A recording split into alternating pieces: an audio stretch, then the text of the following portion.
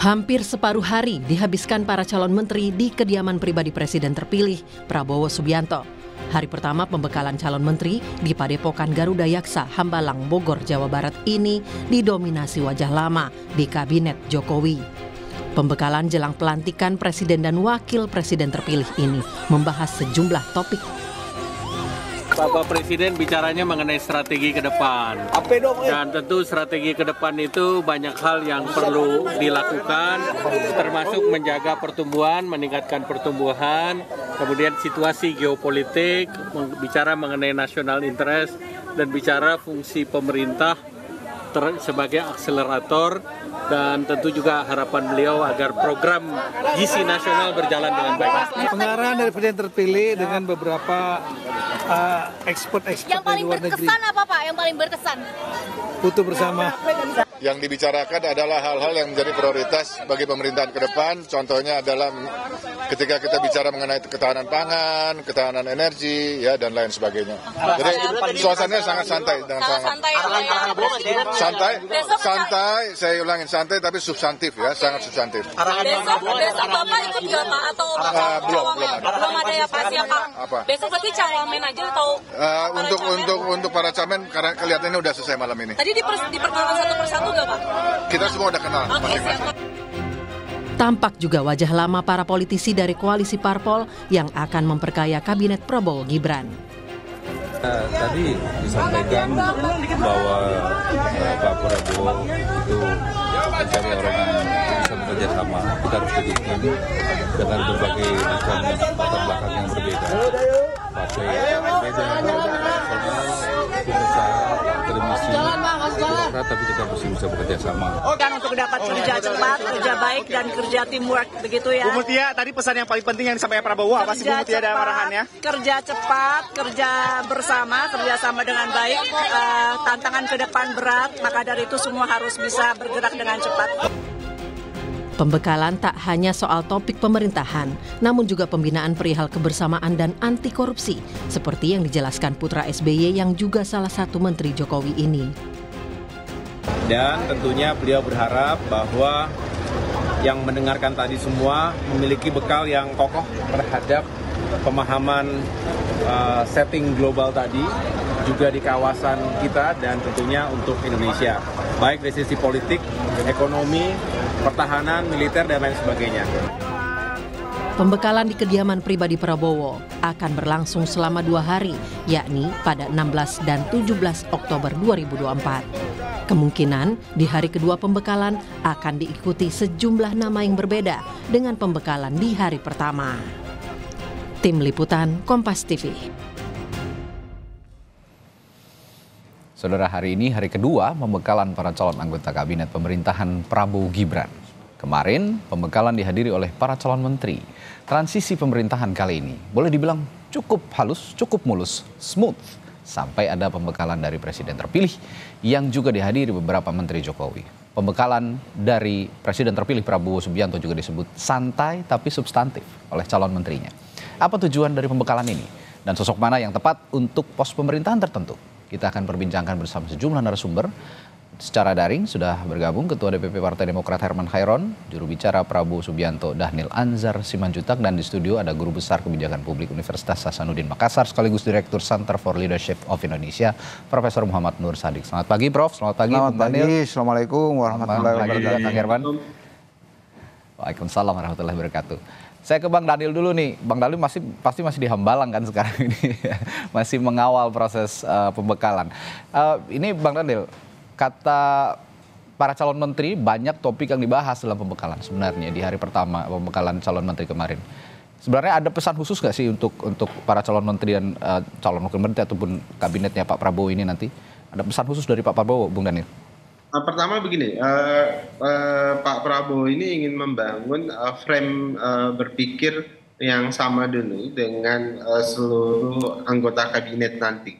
Ya. Frame berpikir yang salah satu yang menjadi bingkai penting itu adalah antisipasi faktor atau variabel yang mempengaruhi secara dominan beberapa tahun ke depan, yaitu kondisi global. kondisi geopolitik dan geostrategis. Makanya hampir di setiap momentum Pak Prabowo itu selalu menyarankan, bahkan merekomendasikan, mengendorse beberapa analis global terkait dengan kondisi geopolitik dan geostrategis. Misalnya analis-analis yang suka yang sering dibuat atau ditulis oleh John Mearsheimer misalnya, kemudian terkait dengan geopolitik dan geostrategis. Pak Prabowo memilih politik hubungan luar negeri yang realis begitu. Kemudian beliau selalu mengendorse supaya semua pimpinan kabinet nanti, anggota-anggota kabinet nanti memahami banyak perubahan-perubahan tatanan dunia. Makanya kemudian direkomendasikan supaya baca buku yang ditulis oleh Ray Dalio, kemudian terkait dengan Why Nations Success and Fail, tapi juga rujukannya misalnya buku lama yang ditulis oleh Darren and Robinson, Why Nation Fail dan sebagainya. Nah, ini jadi modal analis yang juga berangkat dari fakta empirik yang supaya jadi bingkai bagaimana para menteri itu bisa memahami, oh gini loh kondisi global kita, oh ini loh kondisi outsider kita. Nah, itulah yang kemudian nanti membuat beberapa pilihan-pilihan politik dalam negeri Pak Prabowo, kebijakan ekonomi Pak Prabowo itu dibuat. Nah, misalnya Pak Prabowo punya keyakinan bahwasannya negara yang sukses memang harus dimulai dari institusi yang kuat. Institusi yang kuat itu juga berangkat dari institusi yang inklusif. Inklusivitas itu ya berangkat dari tadi kombinasi dari partisipasi publik yang baik, tapi juga kolaborasi yang juga kuat. Itulah kenapa Pak Prabowo memilih hari ini politik dalam negeri kita itu adalah politik kolaboratif untuk memastikan kita kompak di dalam negeri untuk berhadapan dengan kondisi global yang sangat dinamis, bahkan bisa punya kecenderungan anarkis terkait dengan kondisi geopolitik dan geostrategis di luar sana. Oke, itu yang jadi pesan geopolitik. Tapi pembekalan kemarin ada juga hal soal pemberantasan korupsi, lalu juga ada soal percepatan ekonomi, begitu Bung Daniel. Ini 2 poin juga yang tidak kalah penting sebenarnya untuk diberikan arahan begitu dari seorang presiden terpilih kepada para calon menterinya. Tapi saya akan ke Kang Herman dulu. Kang Herman, kalau melihat pola yang dilakukan oleh Pak Prabowo kemarin dengan memberikan pembekalan calon menteri, termasuk menteri dari partai Anda, dari Partai Demokrat tentu saja. Anda sejauh ini melihatnya bagaimana? Apakah ini satu hal yang positif untuk menjalani pemerintahan 5 tahun ke depan? Ya, tentu positif ya. Karena kalau melihat apa yang menjadi materi dan pembahasan, menurut saya tidak akan jauh dari apa yang pernah saya ikuti juga di executive course misalkan. Berbicara persoalan geopolitik, geostrategi, geoekonomik, bahkan tentang ketatanegaraan. Ini adalah aspek-aspek yang penting karena bagaimanapun dengan menteri yang relatif lebih besar hari ini, tentu datang dari berbagai kalangan, datang dari berbagai tokoh masyarakat, berbagai instrumen bangsa. Nah, ini kan disatukan dalam sebuah situasi yang dipadukan antara tujuan yang ingin dicapai oleh Pak Prabowo tentu dengan situasi kawasan ya, karena Indonesia ini juga tidak akan terlepas dari situasi politik, ekonomi, strategi kawasan yang tentu kita juga harus siap antisipasi. Nah, belajarnya dari mana? Tentu tadi disebutkan bahwa ada beberapa penulis buku yang tentu berdasarkan sebuah kajian mendalam, sebuah penelitian, meneliti terhadap situasi internasional, domestik, dan ini dipadukan menjadi satu tujuan besar yang ingin dicapai oleh Pak Prabowo. Situasi pangan misalkan tadi disebutkan oleh salah satu calon menteri. Ya, tidak akan terlepas dari situasi internasional. Kita satu-satunya jalan untuk bisa kepada suatu pangan yang ke depan ini menjamin terhadap keberlangsungan hidup seluruh rakyat Indonesia, ya kita harus menuju kepada kedaulatan, kemandirian, ketahanan, dan keamanan pangan. Itu mau tidak mau harus dicapai. Ya. Kemudian persoalan energi, ya energi juga suatu saat kita tidak bisa bergantung kepada pihak asing, pihak luar negeri. Kita harus cari alternatif pilihan. Dan tentu yang paling penting menurut saya dari pertemuan ini adalah menyatukan cara pandang ke depan dari seluruh pemikiran yang ada, karena bagaimanapun berbagai kementerian yang nanti akan diputuskan Prabowo ini juga menuju kepada satu titik yang tentu itu menjadi titik tujuan nasional, tujuan berbangsa dan bernegara, dan tentu sangat dikorelasikan dengan program-program yang menjadi program unggulannya Pak Prabowo. Baik. Itu saat ini kita garis bawahi soal geopolitik dan geostrategi dulu berarti kalau gitu. Saya tanya ke Prof. Sadik. Prof, dari sekian nama yang diberikan pembekalan kemarin, ada 59 ya. Kalau catatan saya kemarin ada 59 nama yang diberikan pembekalan oleh oleh presiden terpilih kita. Nah, sejauh ini dari nama-nama yang sudah kita lihat gitu Prof, yang paling cocok untuk mengisi menteri-menteri yang berhubungan dengan isu-isu geopolitik dan geostrategi, siapa aja menurut Prof Sadik? Ya, bicara tentang geopolitik dan geostrategis itu nggak bisa dilepaskan dengan looking internal dengan looking eksternal. Jadi geopolitik ini menempatkan kedudukan geografis kita kaitannya dengan politik, itulah namanya geopolitik. Menempatkan kedudukan strategis dengan politik namanya geostrategis. Tentu kemampuan internal kita ini dari segi sumber daya alam, dari segi kemampuan apa yang ada, yang kita miliki, baru dikaitkan dengan external looking.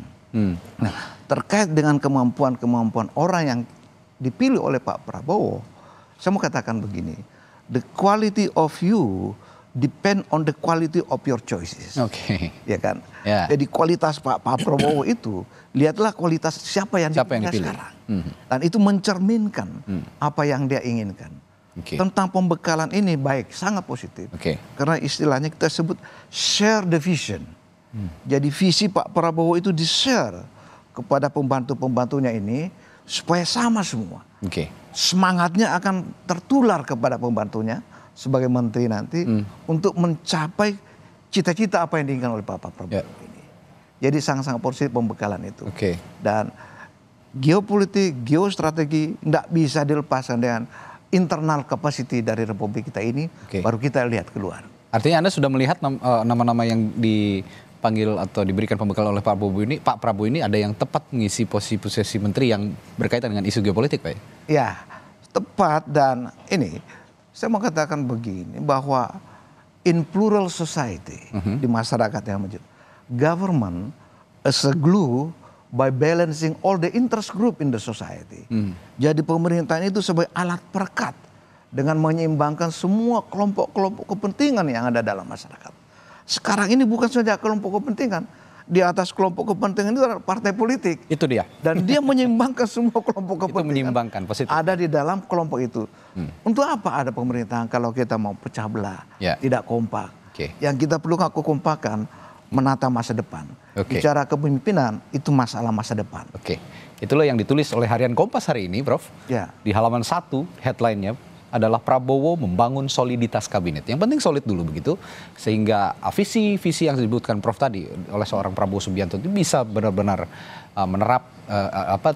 diterapkan oleh para calon menterinya, sehingga 5 tahun ke depan ya tidak ada suara sumbang lah begitu ya kira-kira. Ini menghindari ada suara-suara sumbang yang terjadi dari seorang menteri atau dari publik begitu ya, melihat banyaknya postur kementerian dan juga jumlah menterinya. Ini tentu suatu hal yang tidak mudah untuk mengorkestrasi semuanya.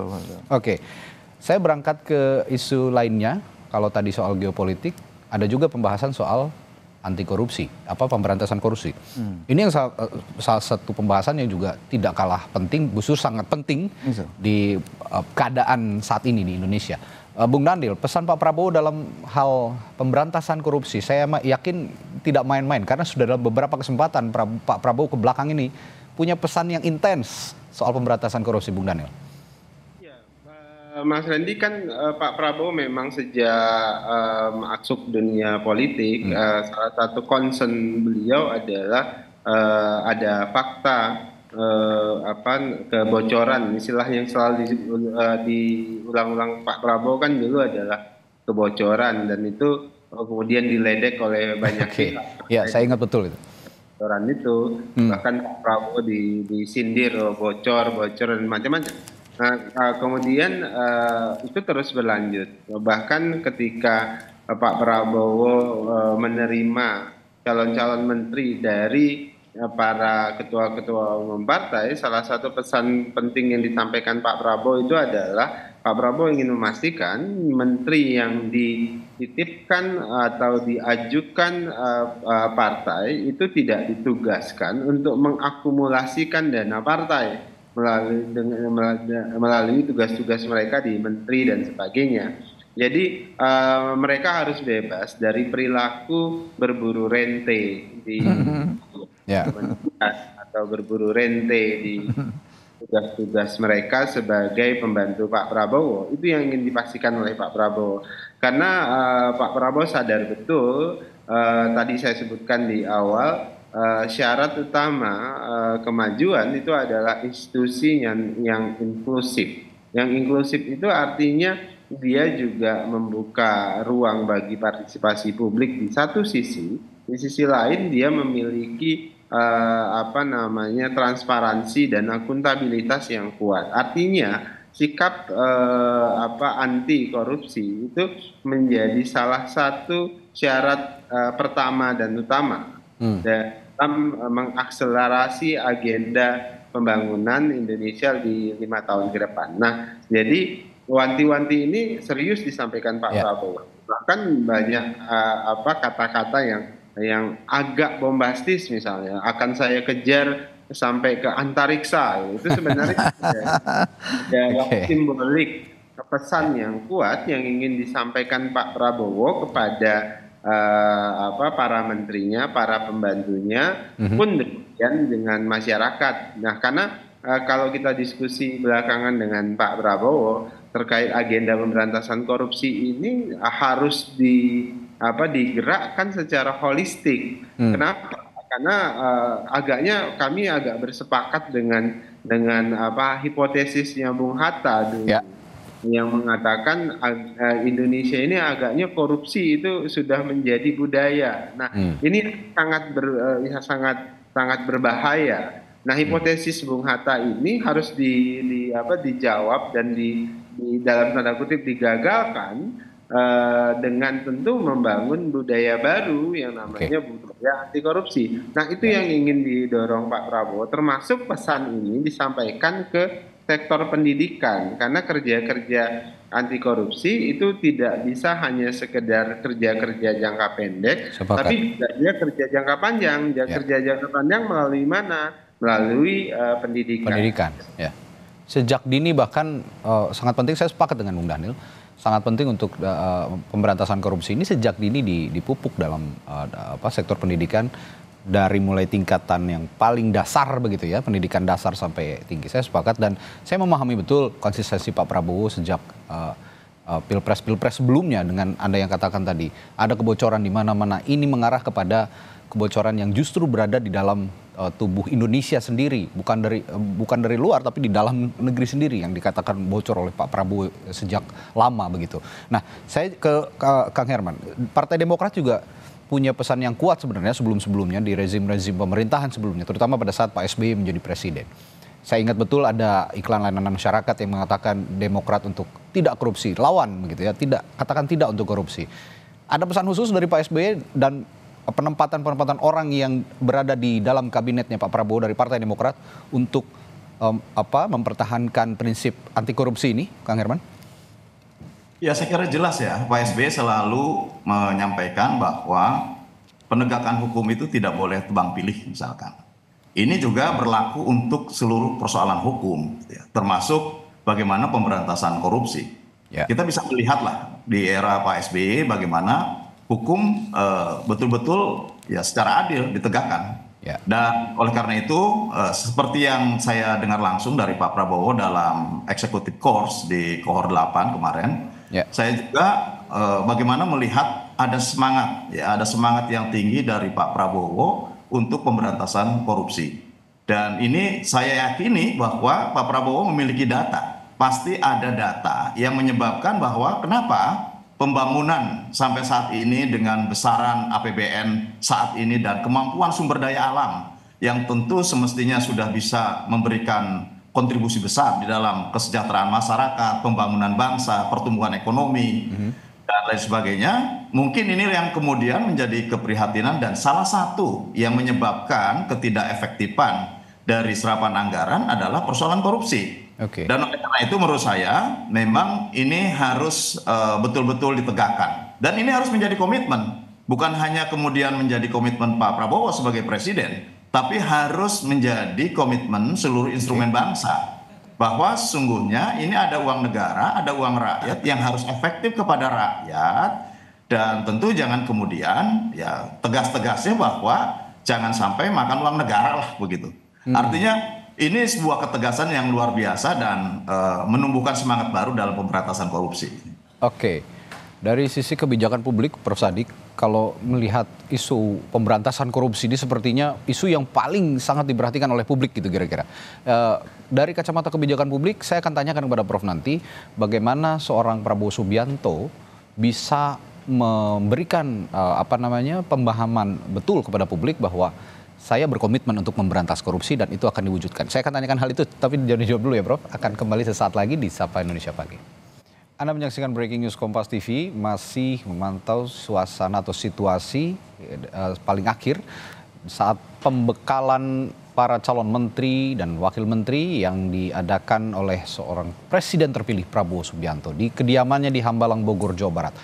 Pembekalan sudah berlangsung sejak kemarin sebenarnya saudara di kediaman Pak Prabowo di Hambalang, Bogor, Jawa Barat, dan sejumlah menteri diberikan materi pembekalan yang cukup intens sejak pagi kemarin hingga malam hari sepertinya, dan hari ini dilanjutkan oleh Prabowo Subianto dan juga para calon menteri di sana. Ada beberapa materi pembekalan, kalau kemarin membahas soal geopolitik, geostrategis, lalu juga isu pemberantasan korupsi, serta percepatan ekonomi. Sepertinya hari ini akan juga ada hal yang dibahas yang cukup intens yang akan diberikan kepada para calon menteri yang akan mengisi kabinet Prabowo Gibran selama 5 tahun ke depan. Masih bersama saya ada sejumlah narasumber yang bergabung, ada juru bicara Prabowo Subianto Dhanil Ansar Simanjuntak, lalu politisi Partai Demokrat, Ketua DPP Partai Demokrat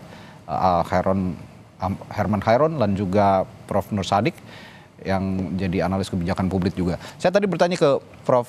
Sadik, kalau isu pemberantasan korupsi, Prof, ini kan isu yang paling sangat diperhatikan oleh publik, karena ya kalau bicara korupsi tidak lekat sepertinya, sangat lekat sepertinya maksud saya dengan oknum-oknum partai politik lah begitu ya, yang berkali-kali ada di kabinet, ada di DPR, ini terjerat kasus korupsi. Saya melihat pernyataan dua narasumber saya lainnya tadi, Bung Dhanil dan Bung Herman Khairon, dari orang-orang partai politik yang punya komitmen untuk mengubah kebiasaan buruk korupsi begitu ya di institusi pemerintahan dan juga institusi lainnya. Anda melihat komitmen Pak Prabowo dari sisi kebijakan publik untuk pemberantasan korupsi sejauh mana keseriusannya? Ya, yang harus diperhatikan adalah kualitas pengadilan kita, Mas. Kualitas pengadilan di Republik ini sangat rendah. Jadi seorang koruptor misalnya itu dapat hukuman yang tidak merubah perilaku dia. Tidak ada efek jerah begitu ya? Tidak ada efek jerah. Jadi dia bukannya korupsi tambah berkurang, tambah bertambah. Kualitas pengadilan di Republik yang kita cintai ini sangat rendah. Nah, olehnya itu kita harus perbaiki sistem. Sistem ini sistem korup. Sistem yang korup inilah harus dirubah menjadi sistem yang cerdas. Sehingga setiap koruptor itu harus terjerat dan diberikan hukuman memang yang orang nggak mau lagi koruptor. Ya, ini harus betul-betul diperhatikan. Dan saya lihat Pak Prabowo dengan gaya bicara yang antusias. Saya buru kau sampai kemanapun ya. Jangan kirim orangnya masuk di sini untuk mengambil uang APBN. Ya, ini benar-benar ada komitmen. Karena yang kita harapkan adalah janji. Bagaimana Pak Prabowo nanti menepati janji-janji yang dia ucapkan dan dia janjikan kepada masyarakat pemilihnya. Karena kita harus tahu bahwa kondisi masyarakat sekarang ini, kita harus jujur, masih ada ketidakpuasan di masyarakat. Dan masyarakat itu tidak lain dari pemilih-pemilih itu juga. Dengan adanya tanda-tanda ketidakpuasan itu karena dia mementingkan kepentingan kelompok, apalagi kepentingan pribadi dibanding kepentingan rakyat. Sehingga dia akan mengambil keuntungan sebanyak mungkin untuk kepentingan kelompoknya, kepentingan pribadinya di atas kepentingan, menempatkan itu di atas kepentingan rakyat. Kita harus menempatkan put people first. Tempatkanlah rakyat di atas segala-galanya. Nah ini yang harus kita perhatikan. Sehingga public policy-nya, karena ini ada partai-partai politik banyak. Partai politik ini berfungsi agregasi kepentingan. Semua kepentingan-kepentingan untuk melayani masyarakat.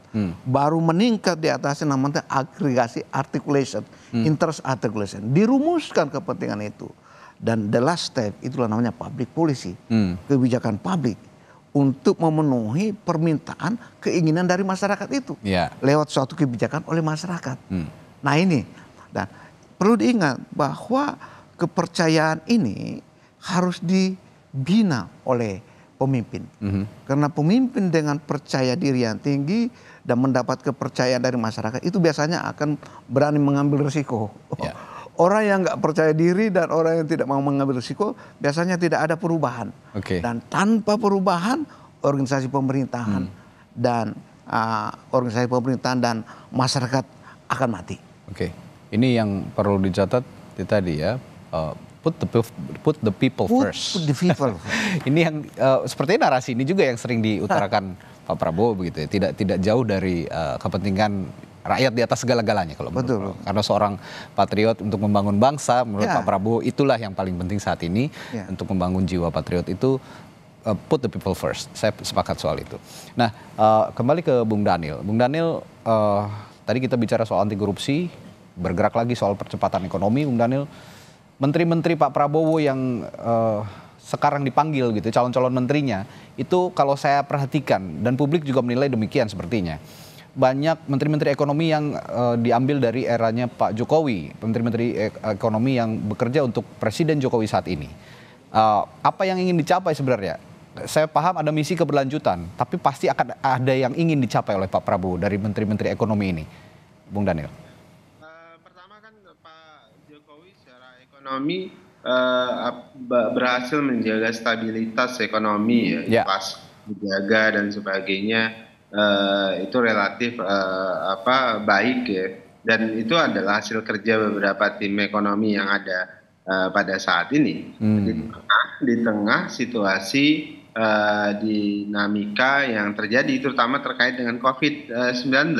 Jadi kita harus bertahan di tengah banyak dunia ambruk ekonominya gara-gara COVID-19. Namun kemudian untuk beberapa hal, terlepas dari beberapa kritik, terlepas dari beberapa kekurangan yang terjadi, kita mampu bertahan dan sukses keluar dari COVID-19 dengan baik. Dengan juga tentu ada kritik yang perlu didengar oleh Pak Prabowo terkait dengan penanganan dan dampak ekonominya dan sebagainya. Namun secara moderat kinerja ekonomi kita di tengah COVID-19 itu relatif lebih baik apabila dibandingkan dengan negara-negara di kawasan, bahkan negara-negara di dunia. Dan itu dipuji banyak pihak terkait dengan itu.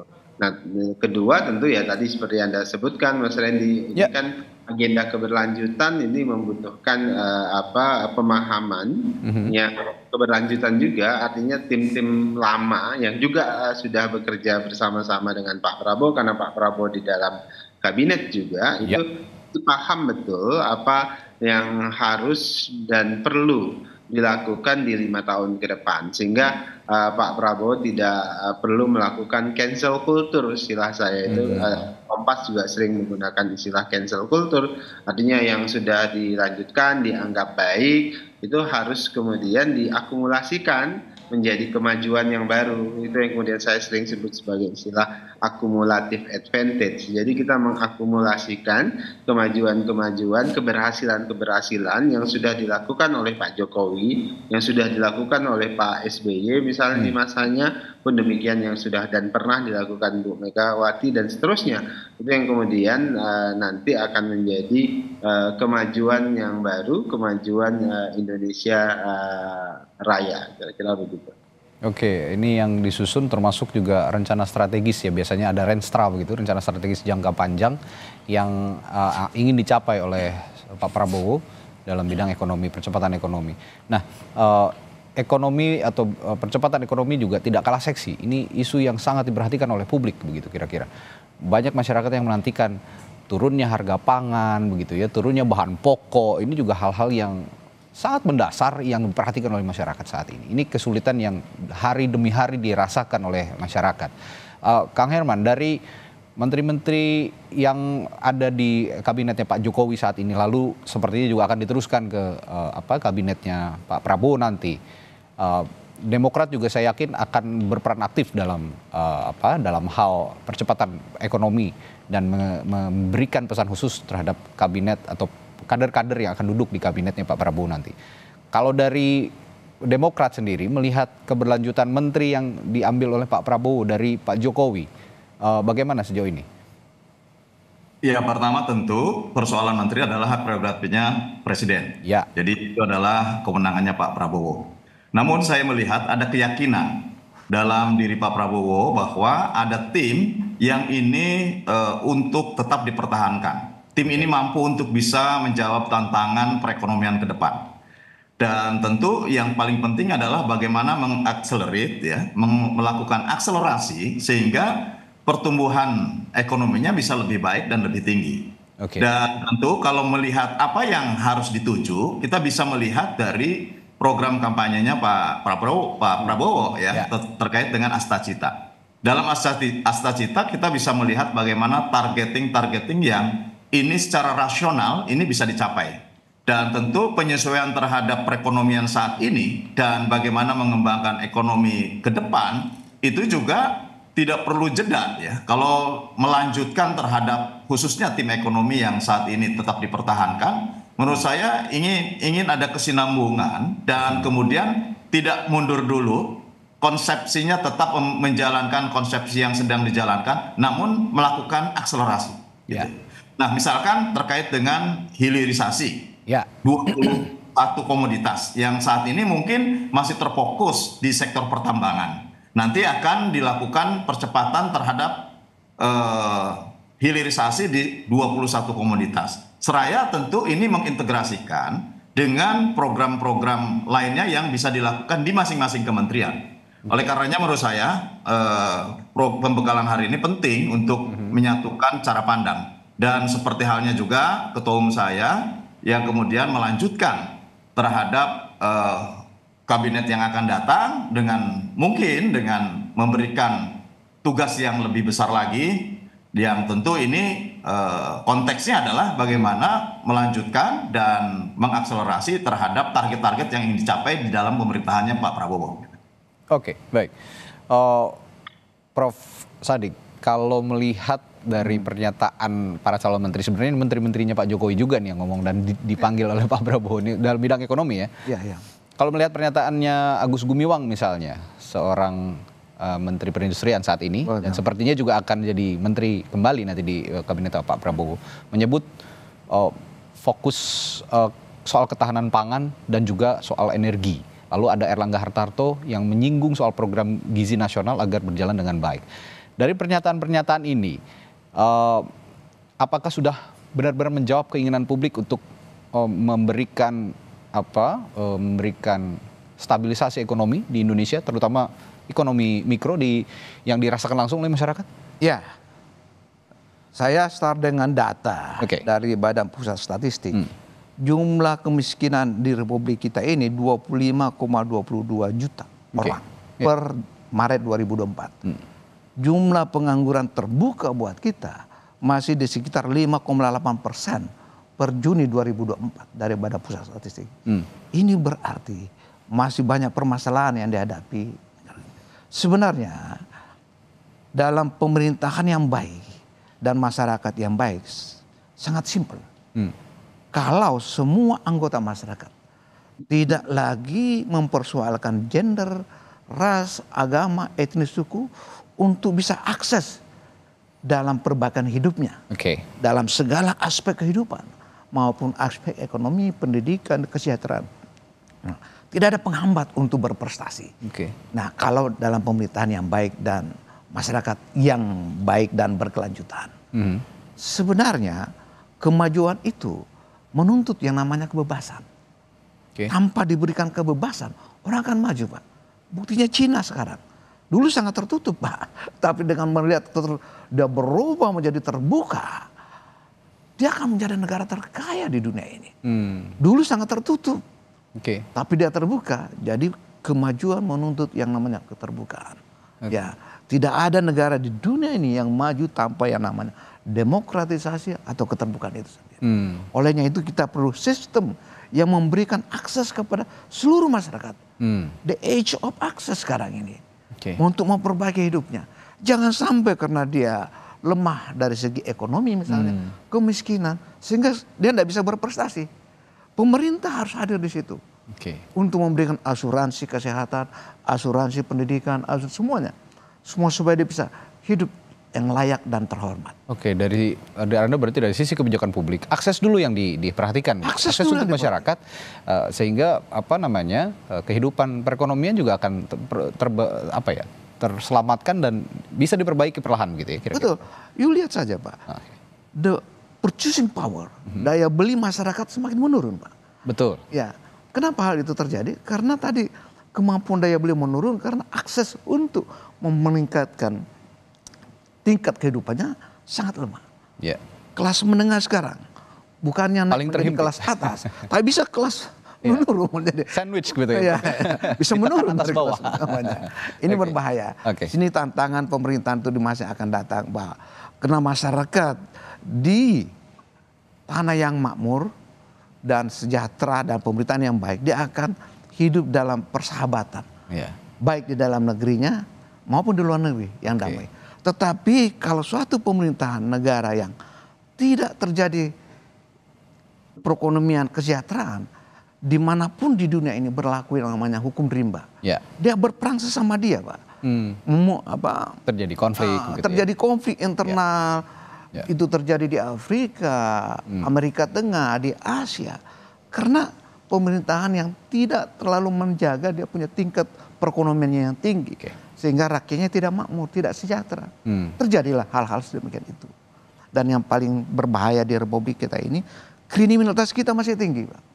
Lihat di televisi kita. Setiap hari yang namanya pembunuhan, perampokan, pencurian ada. Dan luar biasa, extraordinary. Crime. Kriminalitas, koruptor luar biasa. Yang saya pahami dari perspektif Anda, Prof. Sadik, kalau udah urusan perut bahaya, begitu kira-kira. Urusan perut itu bahaya. Dimanapun terjadi di Afrika. Dan ini yang dijaga betul oleh Pak Prabowo seperti ini harus dijaga betul. Jangan sampai hal-hal ini bisa terjadi dan tidak memilih negara manapun, terjadi di mana-mana saja. Dalam berbagai aspek urusan perut ini, kalau kita bisa bedah ya, makanya Pak Prabowo mungkin punya program makan bergizi gratis.